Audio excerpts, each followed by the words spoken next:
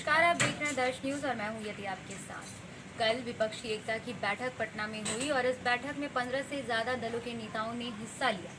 इसके बाद सबने मिलकर एक साझा प्रेस कॉन्फ्रेंस किया, लेकिन इस प्रेस कॉन्फ्रेंस में अरविंद केजरीवाल, जो कि दिल्ली के मुख्यमंत्री हैं, वो शामिल नहीं हुए। वो दिल्ली के लिए रवाना हो गए। और वो दिल्ली क्यों रवाना हुए, और हम अपने दर्शकों को बता दें कि दिल्ली जाकर उन्होंने एक स्टेटमेंट जारी किया। उनके पार्टी की तरफ से एक स्टेटमेंट जारी हुआ कि अगर कांग्रेस केंद्र सरकार के काले अध्यादेश के खिलाफ उनका समर्थन नहीं करती है तो वो आगे जाकर ऐसी कोई भी बैठक में शामिल नहीं होंगे जिसमें कांग्रेस होती है। इसी मुद्दे पर विशेष जानकारी हमारे न्यूज में हमारे सहयोगी दिव्यांशु है, वो देंगे। दिव्यांशु, कल बैठक आयोजित हुई विपक्षी एकता को लेकर, जिसके बाद एक साझा प्रेस कॉन्फ्रेंस हुई, लेकिन इसके बाद हमने देखा कि अरविंद केजरीवाल, जो दिल्ली के मुख्यमंत्री हैं, वो दिल्ली के लिए रवाना हो गए और वहाँ जाकर उन्होंने कहा कि कांग्रेस जहां भी इस बैठक में रहती है, अगर वो अध्यादेश के खिलाफ नहीं आती है आप पार्टी के साथ, तो वो किसी भी बैठक में शिरकत नहीं लेंगे। आखिर ये काला अध्यादेश जो बोला जा रहा है, तो आखिर है क्या, अब हमने दर्शकों को बताइए। दरअसल सुप्रीम कोर्ट ने एक आदेश दिया था जिसमें कहा था कि जो अफसरों के तबादले होंगे उसमें राज्य सरकार यानी दिल्ली सरकार,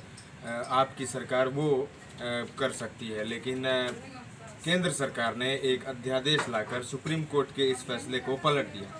अब इस फैसले को पलट दिया, इस पर केजरीवाल की पार्टी आम आदमी पार्टी जो है वो पूरे देश भर में विभिन्न दलों से समर्थन मांग रही है और राज्यसभा में उनका समर्थन मांग रही है।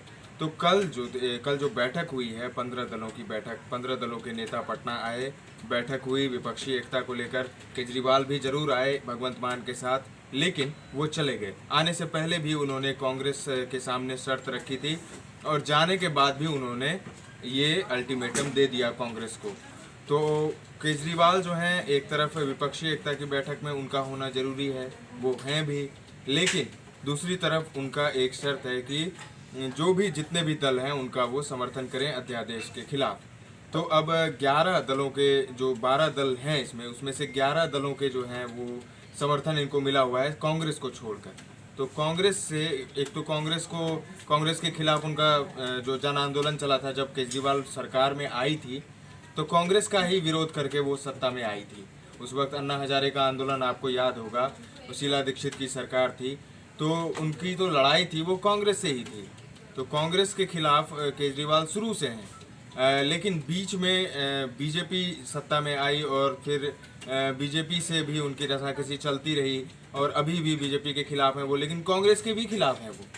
तो कांग्रेस के साथ आना, और सिर्फ केजरीवाल ही नहीं, कुछ और पार्टियां हैं जिन्हें कांग्रेस से मनमुटाव है, जिनका स्टालिन भी कांग्रेस से नाराज हैं, वहीं ममता बनर्जी की भी नाराज थी। लेकिन कल जो विपक्षी एकता की बैठक हुई उसमें स्टालिन को हालांकि लालू प्रसाद यादव ने मना लिया।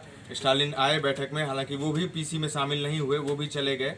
लेकिन केजरीवाल का जो है वो नाराजगी वो थोड़ी अलग है इन सब नेताओं से।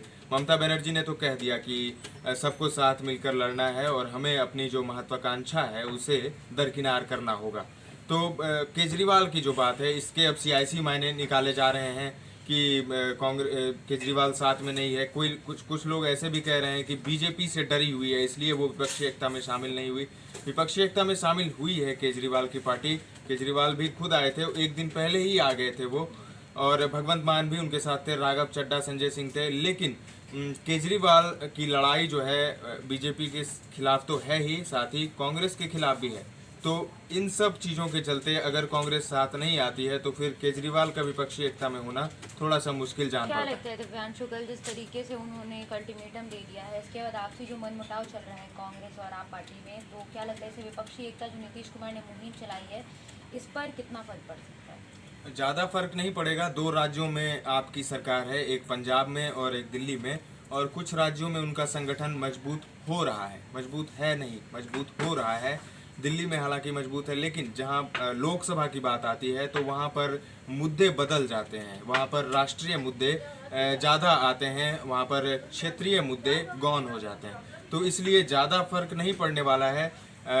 जो 15 दलों की बैठक हुई है, 18 दल इसमें शामिल हैं, 15 दल के नेता कल आए थे पटना, तो केजरीवाल के रहने ना रहने से ज़्यादा फर्क नहीं पड़ेगा। हाँ, एक बीजेपी को जरूर एक मुद्दा मिल जाएगा कि देखिए आप जो विपक्षी एकता की बात कह रहे हैं वो कहीं ना कहीं वो खोखली नज़र आ रही है।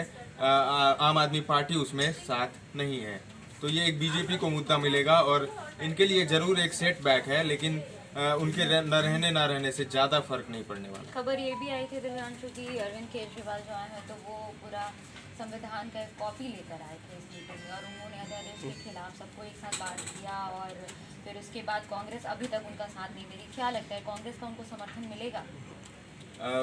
मुझे लगता है कि मिल जाएगा समर्थन, लेकिन अभी तक क्यों नहीं मिला इसको लेकर थोड़ा सा संशय बना हुआ है कि अभी तक तो मिल जाना चाहिए, क्योंकि राहुल गांधी ने जो प्रेस कॉन्फ्रेंस में बात कही थी उन्होंने कहा था कि सब साथ मिलकर लड़ेंगे और कांग्रेस को भी ज़रूरत है सभी क्षेत्रीय पार्टियों की, जितना कि क्षेत्रीय पार्टियों को ज़रूरत है कांग्रेस की।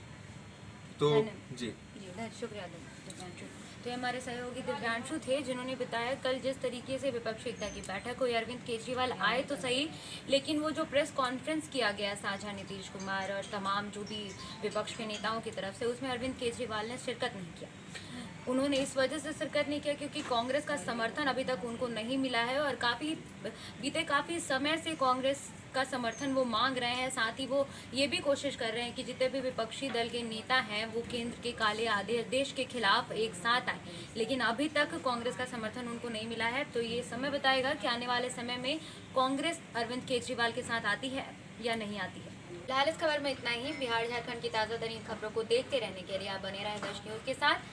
अगर अभी तक आपने हमारे चैनल को सब्सक्राइब नहीं किया है तो यूट्यूब पर हमारे चैनल को सब्सक्राइब कर लें, साथ ही बेल आइकन जरूर दबाएं। और अब हम फेसबुक, इंस्टाग्राम और ट्विटर पर भी मौजूद हैं, तो आप हमारे पेज को वहाँ फॉलो करें। साथ ही आपको हमारी खबरें कैसी लगती हैं आप हमें कमेंट करके बताएं।